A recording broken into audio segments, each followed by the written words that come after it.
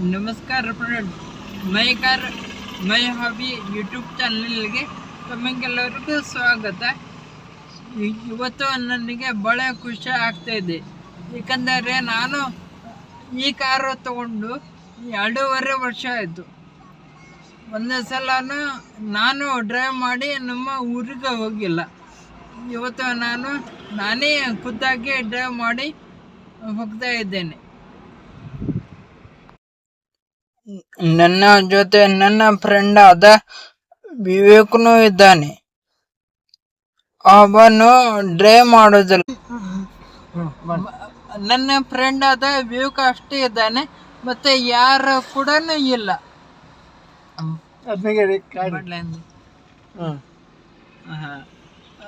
ನೋಡಿ ಗೆಳೆಯರೆ, ಬನ್ನಿಂಗ ಹೋಗೋಣ. ನೋಡಿ ಗೆಳೆಯರೆ, ನಮ್ಮ ಊರು ಹೊಸಡಿಗೆ ಇಲ್ಲಿಂದ 6 ತಾಸಾಗುತ್ತೆ.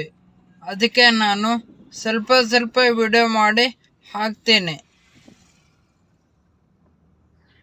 ಈಗ ನೋಡಿ, ಟೈಮ್ 10 ಗಂಟೆ ಆಯಿತು.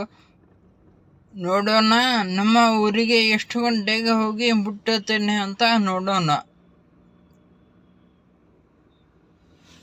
ನನಗೆ ಎಷ್ಟು ಖುಷಿ ಆಗ್ತಾ ಇದೆ ಅಂದರೆ ಮಾತಾಡಲಿಕ್ಕೆ ಆಗೋದಿಲ್ಲ, ಅಷ್ಟು ಖುಷಿ ಆಗ್ತಾ ಇದೆ. ಇಂಥ ಸಂದರ್ಭದಲ್ಲಿ ನಮ್ಮ ತಂದೆಯವರಿದ್ರೆ ಎಷ್ಟು ಖುಷಿ ಆಗ್ತಾ ಇದ್ರು. ಅವರು ಕೂಡ ಬರ್ತಿದ್ರು. ನೋಡಿ, ಈಗ ಹೈವೇ ಟಚ್ ಆಗಿದ್ದೇವೆ. ಇದು ನೋಡಿ ಗೆಳೆಯರೆ, ಪುಣೆ ಬೆಂಗಳೂರು NH4 ಹೈವೇ. ಈಗ ನಾನು ಕಿತ್ತೂರು, ಧಾರವಾಡ, ಹುಬ್ಬಳ್ಳಿ, ತಡಸ್, ಮುನಗೋಡ್, ಸಿರ್ಸಿ, ದೇವನಘಾಟ್, ಕುಮಟಾ, ಹೊನ್ನಾವರ ಆ ರೂಟಲ್ಲೇ ನಾನು ಹೋಗ್ತೇನೆ.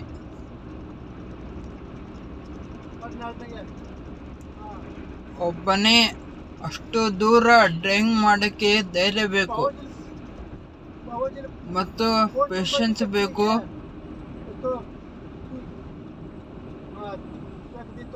ಪ್ರತಿಯೊಂದು ರೋಡಲ್ಲಿ ಗಾಡಿ ಓಡಿಸಬೇಕು.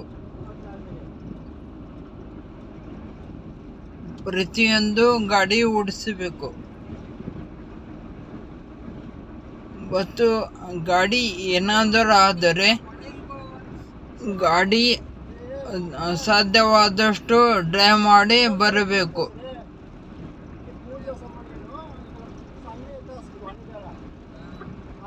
ನೋಡಿ ಗೆಳೆಯರೆ, ನನಗೆ ಡ್ರೈವಿಂಗ್ ಬರುತ್ತೆ ಅಂತ ನಮ್ಮ ತಂಗಿ ಇಂಜಿನಿಯರ್, ಅವಳಿಗೆ ಬರೋದಿಲ್ಲ. ನಾನು ಪದೇ ಹೇಳ್ತೇನೆ, ಕಾರಿದೆ ಮನೆಯಲ್ಲಿ, ಕಾರು ಓಡಿಸು ಅಂತ ಹೇಳ್ತೇನೆ. ಓಡಿಸುವುದಿಲ್ಲ. ನಮ್ಮ ತಂದೆಯವ್ರಿಗೂ ಕೂಡ ಹೇಳ್ತೇನೆ, ನಮ್ಮ ತಾಯಿಯವ್ರಿಗೂ ಕೂಡ ಹೇಳ್ತೇನೆ. ಅವರು ಓಡಿಸುವುದಿಲ್ಲ. ಏಕೆಂದರೆ ಶ್ರದ್ಧೆ, ಸಮಾಧಾನ, ವಿಶ್ವಾಸ ಬೇಕು. ನೋಡಿ, ನಮ್ಮ ತಂದೆಯವರಿಗೆ ಡ್ರೈವಿಂಗ್ ಬರುತ್ತೆ ಅಂತ ಅವರಿಗೂ ನಾನು ಕೊಡುವುದಿಲ್ಲ. ಬೇಕಾದರೆ ಹೊಡೆಯಲೇ, ದೂರ ಕೊಡುವುದಿಲ್ಲ. ಏಕೆಂದರೆ ಅವರು ಮೊದಲು ಭಾಳ ಕಷ್ಟಪಟ್ಟಿದ್ದಾರೆ ನಮ್ಮನ್ನ ಬೆಳೆಸಲಿಕ್ಕೆ. ಈಗ ಸುಖವಾಗಿ ಇರಲಿ. ನಮ್ಮ ತಾಯಿಯವರಿಗೂ ಕೂಡ ಹೇಳ್ತೀನಿ, ಅವರಿಗೆ ಒಂದು 2 ವೀಲರ್ ಕೂಡ ಬರೋದಿಲ್ಲ. ಅದಕ್ಕೆ ನಾನು ಪದೇ ಹೇಳುವುದಿಲ್ಲ, ಡ್ರೈವಿಂಗ್ ಮಾಡು ಅಂತ ಹೇಳುವುದಿಲ್ಲ. ನಮ್ಮ ತಂಗಿಗೆ ಡ್ರೈವ್ ಮಾಡುವಂತ ಗಾಡಿ ಕೊಟ್ಟರೆ ಅವಳು ಸ್ಪೀಡಾಗಿ ಹೋಗ್ತಾಳೆ.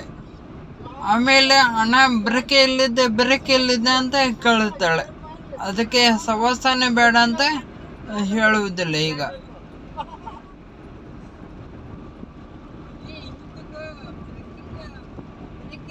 ನೋಡಿ ಸ್ನೇಹಿತರೆ, ನಮ್ಮ ತಂದೆಯವರು ಇದ್ದಿದ್ದರೆ ಭಾಳ ರನ್ನಿಂಗ್ ಆಗ್ತಾಯಿತ್ತು.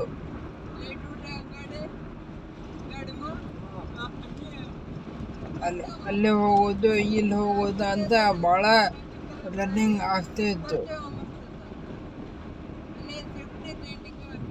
ಆದರೆ ನಮ್ಮ ಸಂಬಂಧಿಕರು ಇವನಿಗೇನು ಬರುತ್ತೆ, ಇವನಿಗೇನು ಮಾಡ್ತಾನೆ, ಕಾರ್ ತಗೊಂಡು ಏನು ಮಾಡ್ತಾನೆ ಅದೆಲ್ಲ ಹೇಳಿದರು. ಈಗ ಈ ಕಾರ್ ಅವರಿಗೆ ಬೇಕು, ಆ ಕಡೆ ಈ ಕಡೆ ಓಡಾಡಲಿಕ್ಕೆ ಬೇಕು. ಖರೆ ಡ್ರೈವರ್ ನಾನು.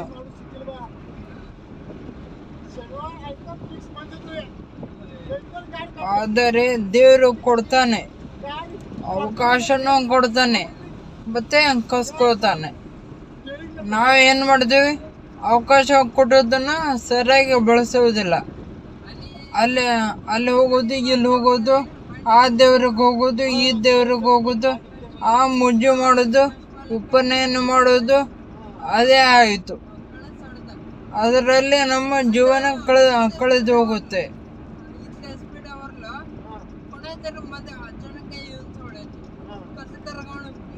ಈಗ ನೋಡಿ, ನಮ್ಮ ಪಪ್ಪರನ್ನ ಅವರು ನನಗೆ ಖುಷಿ ಕೊಟ್ಟಿದ್ರು, ಆದರೆ ನಾನು ಅವರಿಗೆ ಖುಷಿ ಕೊಟ್ಟಿಲ್ಲ. ಏಕೆಂದರೆ ಸಂಬಂಧಿಕರು ಆ ಥರ ಮಾಡಿದ್ರಲ್ಲ, ಅದಕ್ಕೆ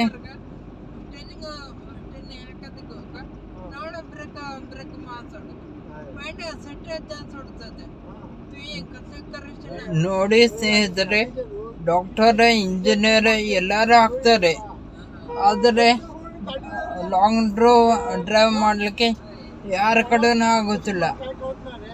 ಡಾಕ್ಟರ್, ಇಂಜಿನಿಯರ್ ಅವರು ಕೂಡ ಲಾಂಗ್ ಡ್ರೈವ್ ಮಾಡಲಿಕ್ಕೆ ಬೇರೆಯವ್ರನ್ನ ಇಟ್ಕೋತಾರೆ.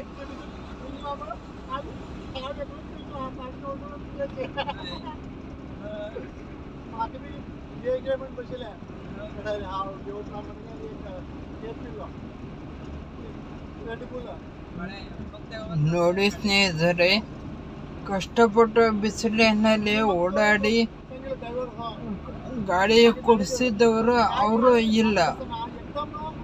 ಗಾಡಿ ತಗೊಂಡು ಏನು ಮಾಡ್ತೀವಿ ಅಂತ ಚಮಚಾಗಿರಿ ಮಾಡೋರೆ ನನ್ನ ಗಾಡಿಯಲ್ಲಿ ಕೂತ್ಕೊಂಡು ಟ್ರಾವೆಲ್ ಮಾಡ್ತಾ ಇರ್ತಾರೆ.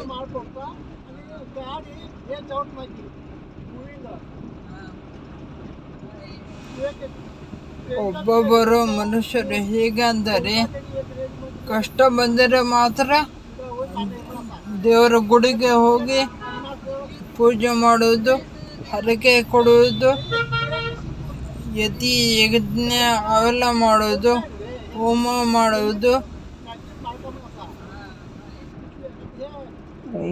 ಇದೆಲ್ಲ ಮಾಡ್ತಾರೆ. ಇದರಿಂದ ಏನೂ ಪ್ರಯೋಜನವಿಲ್ಲ.